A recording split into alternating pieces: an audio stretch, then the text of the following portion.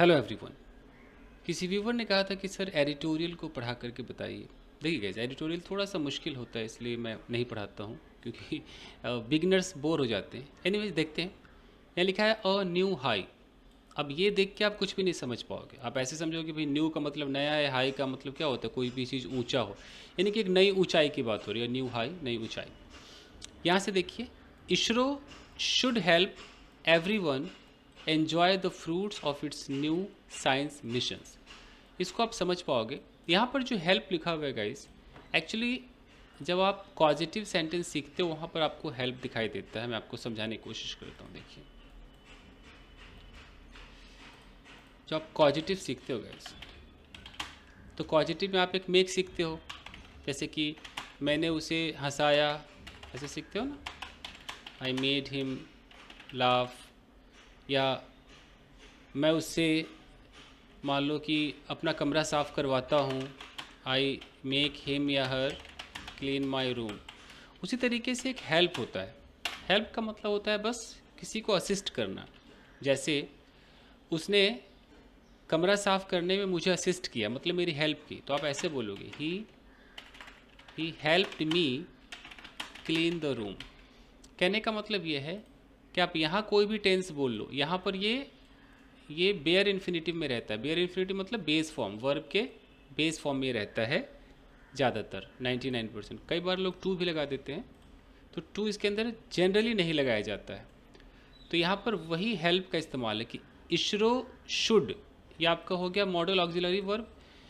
अब यहाँ देखो हेल्प एवरीवन, और यहाँ देखो एन्जॉय। यहाँ पर कहीं पर टू दिखाई दे रहा है? टू नहीं है ना, तो ये बेस फॉर्म है। तो इसरो जो है उसको भाई हर व्यक्ति को हेल्प करना चाहिए ताकि वो एंजॉय कर सके the fruits of its new science missions. जो भी इसरो के नए नए साइंस मिशंस है उसके रिजल्ट को, फ्रूट्स मतलब रिजल्ट, उसके परिणाम को, उसके रिजल्ट को बाकी जो लोग हैं वो भी एंजॉय कर सके। तो इसरो कुछ ऐसा करे, कुछ ऐसी व्यवस्था करे कि बाकी पब्लिक भी एंजॉय करे। इस तरीके से एडवाइस दी गई है। यहाँ तक क्लियर है? अब आगे देखिए।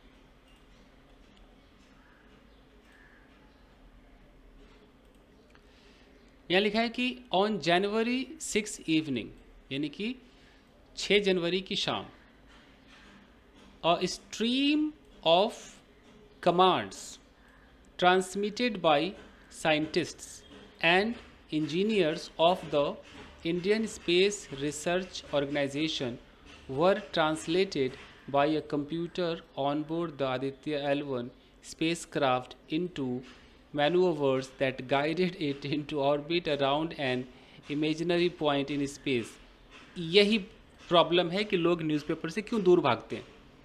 बंदा पागल हो जाएगा यार, यहाँ से यहाँ तक पहुँचते पहुँचते पागल हो जाएगा। अरे ये क्या है, कहाँ पे फुल स्टॉप है, इधर फुल स्टॉप है, क्या मतलब है। यही वजह है कि लोग नहीं सीखना चाहते। देखिए, तोड़ते हैं इसको। तो फिर से आते हैं, आपको मैं समझा दूँ। यहाँ लिखा है कि ऑन जनवरी 6 इवनिंग, ये तो यहीं पर बात खत्म हो गई कि 6 जनवरी शाम को। अब यहाँ से देखिए, अ स्ट्रीम ऑफ कमांड्स। यहाँ देखिए स्ट्रीम यानी कि यही हमारा सब्जेक्ट है। स्ट्रीम का मतलब वैसे क्या होता है, वैसे तो स्ट्रीम का मतलब धारा होती है, बट यहाँ कमांड्स का जो स्ट्रीम है, तो कमांड्स का स्ट्रीम है कि बहुत सारा कमांड दिया गया हो, वो एक तरीके से कमांड की एक धारा बन गई हो, यू नो। तो स्ट्रीम ऑफ कमांड यानी कि बहुत सारी इन्फॉर्मेशन, बहुत सारे कमांड, मैंने ये इधर से कमांड दिया, कंप्यूटर में वो कमांड दिया, वो कमांड दिया, तो उसकी एक स्ट्रीम। तो यहाँ तक समझ के बात स्ट्रीम की हो रही है। यहाँ पर लिखा हुआ है ट्रांसमिटेड बाय। अंग्रेजी में याद रखिए गाइस, जब आप पास्ट पार्टिसिपल फ्रेज सीखोगे तो रट लो कहीं पर, आपको कैसे कैसे दिखाई देने वाला है। ट्रांसमिटेड बाय आपको दिखाई देगा, organised by, written by, you know, led by, chaired by, ऐसे बहुत सारे बाय आपको दिखाई देने वाले हैं। इसको पास्ट पार्टिसिपल कहते हैं। तो इसका मतलब क्या है कि ये जो बहुत सारी जो कमांड्स की जो धारा थी, जो कमांड्स थी जिन्हें ट्रांसमिट किया गया, यानी कि जिन्हें भेजा गया, उन कमांड्स के इस पूरे स्ट्रीम को भेजा गया। तो देख रहे हो, ये ट्रांसमिटेड बाय, ये हमारा पास्ट पार्टिसिपल फ्रेज है। अगर मैं इसे क्लॉज कर दूंगा तो यहाँ पर लिखा रहता है विच वर ट्रांसमिटेड। तो विच वर से बचने के लिए हमने लिखा ट्रांसमिटेड बाय साइंटिस्ट, साइंटिस्ट के द्वारा वो कमांड्स भेजे गए थे। एंड इंजीनियर्स, इनके द्वारा भेजे गए थे। इंजीनियर्स कहाँ के थे, साइंटिस्ट कहाँ के थे, of the Indian Space Research Organisation, ISRO के थे। यहाँ तक एकदम क्लियर है। तो ये जो स्ट्रीम है, देखो ये हमारा सब्जेक्ट है। देखो अब इस सब्जेक्ट का वर्ब कहाँ है, यहाँ पे ये जो वर्ब देख रहे हो ना, ये वर्ब है, वर्ब ट्रांसलेटेड, वो भी पास्ट इंडेफिनिट के पैसिव में है कि इस स्ट्रीम को, इट्स कमांड्स के जो स्ट्रीम है इसको ट्रांसलेट किया गया किसके द्वारा, बाय अ कंप्यूटर, कंप्यूटर के द्वारा। वो कंप्यूटर कहाँ पर था, ऑन बोर्ड था। ऑन बोर्ड का मतलब होता है सवार होना। कहाँ पर सवार था, on board the Aditya L1 space craft, space craft में वो था। आदित्य L1 स्पेस क्राफ्ट में वो कंप्यूटर था, उसके द्वारा इन सारे कमांड्स को ट्रांसलेट किया गया। कौन से कमांड्स, जिनको ट्रांसमिट किया गया था साइंटिस्ट और इंजीनियर्स के द्वारा। कहाँ के साइंटिस्ट इंजीनियर, इसरो के। हो गया, तो उन्हें भाई ट्रांसलेट किया गया। ट्रांसलेट किस चीज़ में किया गया, होता है ना translate into English, into Hindi, तो यहाँ इनटू लिखा हुआ है, इनटू मैन्यूवर्स। मैन्यूवर्स का मतलब क्या होता है, मूवमेंट। उनकी वजह से मूवमेंट पैदा हुई होगी, कुछ एक्सरसाइज पैदा हुआ होगा, तो वो मैनूवर्स है। वो मूवमेंट्स दैट गाइडेड, जिसने गाइड किया, मार्गदर्शन किया, इट, इसका, आदित्य L1 स्पेस क्राफ्ट का, इनटू ऑर्बिट, उसके कक्ष में, ऑर्बिट में। वो ऑर्बिट कहाँ है, around an imaginary point in space, space में एक इमेजिनरी पॉइंट है, उसके चारों तरफ वो घूम रहा है, उसमें मूवमेंट में हेल्प किया। यहाँ तक समझ में आया। ऐसे अंग्रेजी को के सेंटेंसेस को तोड़ा जाता है, इसीलिए मैं नहीं सिखाता हूँ एडिटोरियल गाइस, जो नए बच्चे बोर हो जाते हैं। बट कोई नहीं, सीखिए, कभी ना कभी तो पढ़ना ही पड़ेगा। अब देखिए, दस, इसलिए आदित्य L1 रीच्ड, दस को हम अतः भी कह सकते हैं। अतः मतलब ये सब जो हुआ, अब उसके रिजल्ट के तौर पे ये है कि आदित्य L1 जो है रीच्ड इट्स डेस्टिनेशन, ये अपने डेस्टिनेशन, मंजिल पर पहुंच गया। Around the L1 Lagrange point, जो L1 लैग्रेंज पॉइंट है उसके चारों तरफ अब वो घूमेगा, वहाँ पहुँच गया है। फ्रॉम वेयर, फ्रॉम वेयर मतलब जहाँ से, it will have an unfettered view. देखो इट विल हैव, इट किसको कहा जा रहा है, आदित्य L1 को। विल हैव का मतलब है कि वो उसे मिलेगी, it will have an unfettered view. Unfettered का मतलब बिना बाधा वाला दृश्य मिलेगा। किसका दृश्य, ऑफ द सन, सूरज का दृश्य मिलेगा। For its expected life time of 5 years, कितने वक्त के लिए, 5 सालों के लिए, for 5 years। It's expected life time, यहाँ बीच में जोड़ दिया इट्स, मतलब इसका, यानी कि आदित्य L1 की जो एक्सपेक्टेड है, जो उम्मीद की गई है कि लाइफ टाइम उतने दिनों तक वो रहेगा। कब तक रहेगा, 5 सालों तक रहेगा। तो 5 सालों तक बिना बाधित, बिना किसी प्रॉब्लम के वो व्यू मिलता रहेगा। समझ गए यहाँ तक। देखिए आगे देखिए, Aditya L1 is an observatory class. Observatory का मतलब होता है कि मतलब एक ऐसी जगह होती है जहाँ बहुत सारे टेलीस्कोप वगैरह लिखे रहते, मतलब इंस्टॉल रहते हैं टेलीस्कोप वगैरह, और वहाँ से आप ऑब्जॉर्व करते हो। तो ये ऑब्जर्वेटरी क्लास है, यहाँ से ऑब्जॉर्व किया जाएगा। तो आदित्य L1 क्या है, is an observatory class solar mission. पूरे इतना बड़ा ये नाम है, ऑब्जर्वेटरी क्लास सोलर मिशन है। दैट विल, ये दैट मतलब ये एक रिलेटिव प्रोनाउन है। इस पूरे ऑब्जर्वेटरी क्लास सोलर मिशन को कह रहा है कि ये स्टडी करेगा द सन, सूरज की स्टडी करेगा, विद 7 इंस्ट्रूमेंट्स। इसके अंदर 7 इंस्ट्रूमेंट्स है, उन 7 इंस्ट्रूमेंट्स के साथ ये सूरज की स्टडी करेगा। क्लियर। देखिए कौन कौन से इंस्ट्रूमेंट्स हैं भाई, तो VELC ये एक इंस्ट्रूमेंट हो गया। क्या है ये, तो क्रोनाग्राफ, अच्छा coronagraph to study the uppermost layer of the sun's atmosphere. अब ये कुछ उसके पर्टिकुलर नाम है कि जो VELC है इसको कोरोनाग्राफ भी कहा जाता है, जो कि स्टडी करेगा the uppermost layer of the sun's atmosphere, सूरज के एटमोसफेयर का जो ऊपरी लेयर है, अपर मोस्ट लेयर जो सबसे ऊपरी सतह है, उसकी स्टडी करेगा ये VELC। अगला जो इंस्ट्रूमेंट है वो है SUIT, सूट। ये क्या करेगा, an ultraviolet imaging telescope, मतलब इमेज लेने वाला टेलीस्कोप है, अल्ट्रा वायलेट इमेजिंग टेलीस्कोप है, तो ये इमेज लेगा। अगला है SOLEXS, सोलेक्स, एंड एक है HEL1OS। ये क्या करेंगे भाई, तो ये लोग क्या करेंगे, टू स्टडी सोलर फ्लेयर्स, यानी कि जो फ्लेयर निकलती है, जो लाइट निकलती है सोलर का, उसको स्टडी करेंगे। And coronal mass ejection, corona मतलब जो उसकी सतह है उसमें से जो मास बहुत बड़ा जो इजेक्शन होता है, बहुत बड़ा जो निकलता होगा फ्लेयर, उसको स्टडी करेंगे। थोड़ा साइंटिफिक टर्म्स है। ASPEX एंड PAPA ये क्या करेंगे? To study the solar wind, ये सोलर हवाओं जो वहाँ से जो हवा बहती है उसको स्टडी करेंगे, एंड प्लाज्मा को स्टडी करेंगे। ये सब टेक्निकल टर्म्स हैं। And a set of digital magnetometers, और बहुत सारे डिजिटल मैग्नेटोमीटर्स भी उसके अंदर रखे हुए हैं आदित्य L1 में। कि क्यों रखे हुए हैं? To measure properties of the magnetic field, magnetic field के प्रॉपर्टीज़ को मेज़र किया जाएगा around the spacecraft, spacecraft के चारों तरफ जो मैग्नेटिक फील्ड उत्पन्न हो रहा है उसको मेज़र करने के लिए। तो इतने सारे आइटम उसके अंदर भरे हुए हैं। क्लियर? अब आगे देखिए, ISRO picked the L1 Lagrange point. तो इसरो ने L1 लैग्रेंज पॉइंट को पिक कर लिया। फिर बता रहा है कि क्या है वो, तो 1.5 million kilometres from the earth, यानी कि अर्थ से 1.5 मिलियन किलोमीटर्स दूर है। इन द अर्थ सन डायरेक्शन, यानी कि अर्थ और सन के डायरेक्शन में अगर देखा जाए तो 1.5 मिलियन किलोमीटर्स दूर है। And one of 5 Lagrange points in the earth sun system, और अर्थ से सन की तरफ में 5 लैग्रेंज पॉइंट्स है, उन पांचों में से एक है हमारा L1 लैग्रेंज पॉइंट। ठीक है?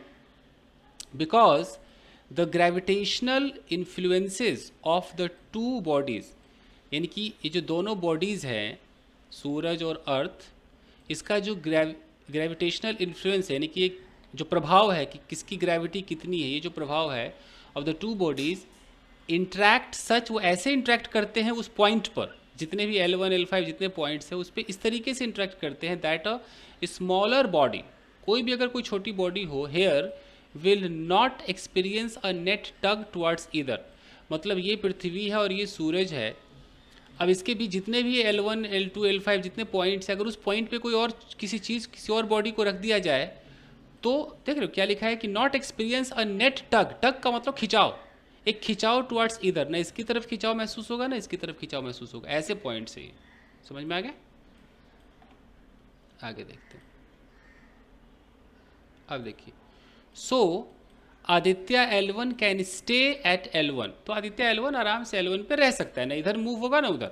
While expanding little fuel, expand का मतलब होता है खर्च करना, वही स्पेलिंग सेम है, मतलब SPEND भी सेम है और EXPEND भी सेम है। किसी सोर्स को आप अगर यूज़ करते हो तो इसको ऐसा बोलते हैं। जस्ट मिनट गाइस,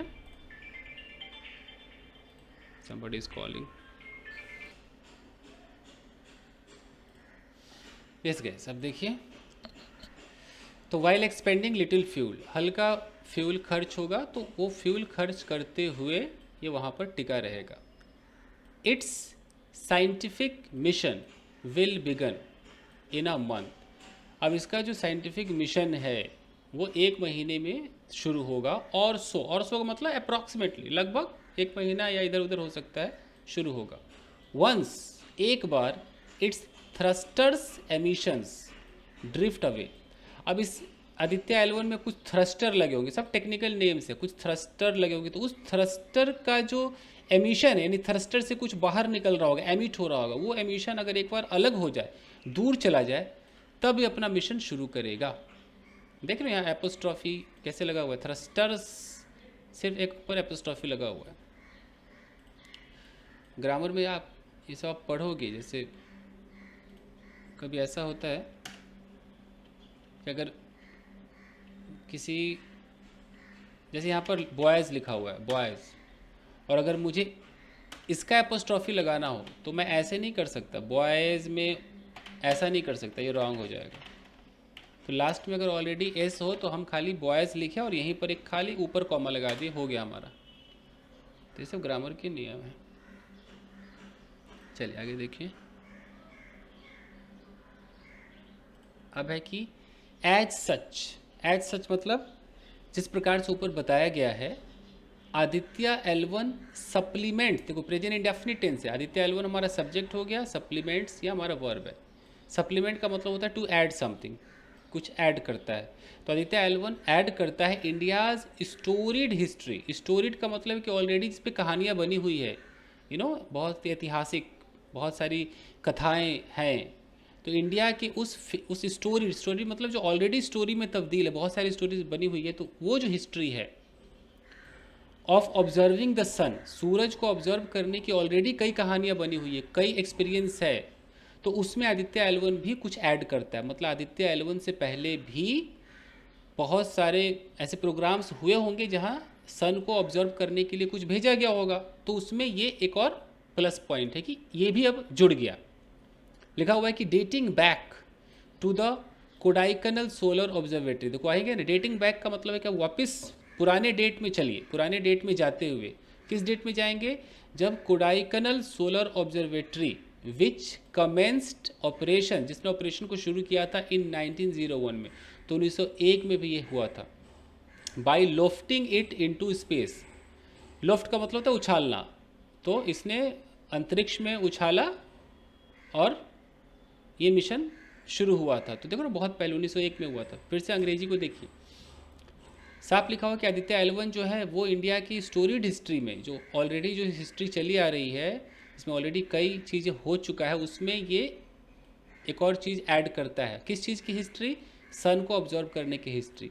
अगर हम पुराने समय में चले तो हम किस समय में जा रहे हैं? कोडाइकनल सोलर ऑब्जर्वेटरी, जैसे अभी आदित्य एल1 है वैसे ये था।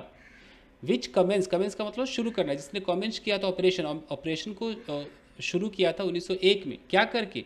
लॉफ्टिंग इट इनटू स्पेस में इसको फेंक करके। It also follows the XPoSat mission, यानी कि जो आदित्य एल1 है ये इससे पहले कोई एक्सपोसैट मिशन भी आ चुका है, उसको ये फॉलो कर रहा है। तो ऐसे कई मिशंस आ चुके हैं, उसमें आदित्य एल1 भी एक और मिशन है, ये बात कही जा रही है। लॉन्च ऑन जनवरी 1, 1 जनवरी को लॉन्च हुआ था, to become only the world's second X ray polarimetry satellite. तो इसको लॉन्च किया गया था ताकि वो बन सके become the only the world second X ray polarimetry satellite, यानी कि पूरे वर्ल्ड का दूसरे नंबर पे जो एक्सरे को पोलराइज करने वाला कुछ होगा सैटेलाइट। इतना टेक्निकल मुझे क्या पता, तो मैं बस आपको सेंटेंस तोड़ के बता रहा हूँ। तो इसको लॉन्च किया गया था एक्सपोसैट मिशन को, ताकि वो एक्सरे को पोलराइज कर सके, कोई पोलराइमेट्री सैटेलाइट होगा। एंड 8 years आफ्टर, उसके 8 साल बाद एस्ट्रोसैट, फिर उसके बाद कोई एस्ट्रोसैट करके भेजा गया, which reached several highs of its own, जो बहुत ऊंचाइयों तक पहुंचा। तो इतने सारे पास्ट में ऑलरेडी मिशन लॉन्च हो चुके हैं, ये बात कही जा रही है। क्लियर है? आप देखिए, एन इम्पॉर्टेंट इशू, अब सबसे महत्वपूर्ण जो इशू है विद सच अचीवमेंट्स, इस तरह जो हमने इतने अचीवमेंट प्राप्त किए हैं, उसमें जो सबसे मेन जो प्रॉब्लम है इज़ पब्लिक परसेप्शन। वो पब्लिक की जो सोच है, वो क्या परसीव करते हैं, वो क्या सोचते हैं हमारे बारे में, वो है। फॉर एग्जाम्पल के लिए, while Aditya L one and AstroSat are big strides, हालांकि जो आदित्य एल1 और जो एस्ट्रोसैट जो गया था वो हमारे लिए बिग स्ट्राइड्स है। स्ट्राइड्स का मतलब बहुत, जैसे स्ट्राइड होता है वैसे क्या है, लंबी लंबी आप छलांगे लगाते हो, आप कुछ अचीव करते हो, स्ट्राइड होता है। तो ये बड़ी अचीवमेंट्स है हमारे लिए from India's point of view. India के पॉइंट ऑफ व्यू से ये दो चीज़ें जो हैं ये हमारे लिए बड़ी अचीवमेंट है। फिर भी अब यहाँ जब कॉमा लग जाए, वाइल से शुरू हो और फिर बीच में कॉमा लग जाए, यानी कि आप कुछ यहाँ पर अलग होने वाला है, ये कॉन्ट्रास्ट को दिखा रहा है। फिर भी दे पेल इन कंपैरिजन, फिर भी अगर तुलना करें तो कहीं ना कहीं पेल हो जाते। पेल मतलब फीके पड़ जाते हैं। किस चीज़ से कंपैरिजन करें? To the imaging abilities of the James Webb space telescope. कोई जेम्स वेब स्पेस टेलीस्कोप जो इमेज लेती है, अगर उससे अगर कंपेयर करें तो हमारी जो इमेजिंग एबिलिटीज़ है वो कहीं ना कहीं उतनी अच्छी नहीं है, ऐसा कहा जा रहा है। तो ये जो टेलीस्कोप है which is operated by 3 space agencies, 3 space agencies के द्वारा ये ऑपरेट किया जाता है, जो आपका जेम्स वेब स्पेस टेलीस्कोप है। तो इसके इमेज लेने के पावर के मुकाबले हमारा पावर थोड़ा सा कम होगा, ये बात कही जा रही है। अब देखिए, येट, फिर भी, येट मतलब ये तो है, फिर भी many continue to expect, many मतलब बहुत सारे लोग कंटिन्यू टू एक्सपेक्ट, उम्मीद करना बरकरार रखते हैं, expect the Indian spacecraft उम्मीद करते हैं इंडियन स्पेसक्राफ्ट से to capture high res photographs, high res मतलब हाई रेजोल्यूशन फोटोग्राफ्स को कैप्चर करे ऑफ द कॉस्मोस, कॉस्मोस मतलब ब्रह्मांड, यूनिवर्स एंड तो हम उम्मीद रखते हैं कि वो हाई रेजोल्यूशन फोटोग्राफ कैप्चर करे एंड आर डिसइल्यूजन्ड, और हम डिसइल्यूजन्ड भी हो जाएंगे। डिसइल्यूजन का मतलब हम डिसअपॉइंटेड भी हो जाएंगे व्हेन इट डज नॉट, और अगर ये हाई रेजोल्यूशन फोटोग्राफ को नहीं करता है तो हम डिसइल्यूजन्ड हो जाएंगे। देख रहे हो ऐसे, दिस इज नॉट फेयर, ये अच्छी बात नहीं। आगे देखिए,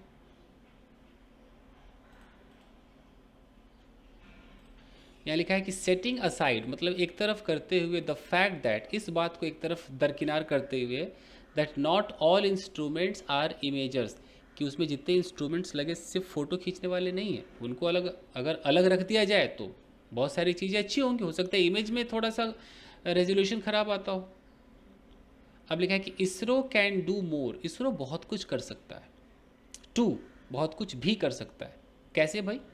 बाई एक्सपेंडिंग इट्स ओन, अपने आप को एक्सपेंड करे, अपने आप को विस्तृत करे, फैला ले, and it's collaborating institutes public outreach efforts, it's मतलब इसका, कोलैबोरेटिंग का मतलब कि जो आपके साथ कोलैब करते हैं, आपके साथ मिल करके जो काम करते हैं, तो जो इनके साथ कोलैब करने वाले जो इंस्टीट्यूट्स हैं यानी कि जो संस्थाएं हैं, उनकी जो पब्लिक आउटरीच एफर्ट है, वो जो पब्लिक तक पहुंचती है, तो इनके साथ कोलैब करने वाले जो इंस्टीट्यूट की जो पब्लिक तक पहुंचने का जो प्रयास है, अगर उसको भी एक्सपेंड किया जाए, इसरो खुद को भी एक्सपेंड करे, तो बहुत कुछ ये कर सकता है। सच एज, जैसे कि by hosting open days focused on specific missions.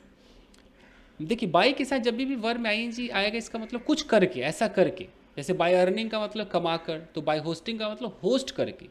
क्या होस्ट करे, क्या मेज़बानी करे? ओपन डेज रखे। ओपन डेज का मतलब है कि कुछ ऐसा प्लान बनाए कि आम पब्लिक वहाँ पर जाए। ओपन डेज का मतलब सबके लिए खुला हुआ, आम पब्लिक वहाँ पर जाए, तो कुछ ऐसा वो प्रोग्राम बनाए कि लोग वहाँ पर जाए। वो प्रोग्राम क्या हो? फोकस्ड ऑन स्पेसिफिक मिशन, खास मिशन पर वो केंद्रित हो, फोकस्ड हो। And commissioning science communication, commission का मतलब होता है ऑथोराइज करना, ऑर्डर करना, तो कुछ ऐसा गठन करे, कुछ ऐसा बनाए जो साइंस की कम्युनिकेशन हो, साइंस के ऊपर बातें हो, कम्युनिकेट करे, और न्यू रिजल्ट, जो नए नए रिजल्ट्स आए उस पर हम कुछ कम्युनिकेशन करें, उस चीज़ को भी वो लोग ऑथोराइज करें एट रेगुलर इंटरवल्स, यानी कि मतलब साल में 1-2 बार 3 बार, बार बार इस तरीके से चीज़ें अगर होंगी तो ऐसा करके इसरो जो है वो बहुत कुछ कर सकता है। ये बात एक राय दी गई है अखबार के द्वारा। आगे देखते हैं।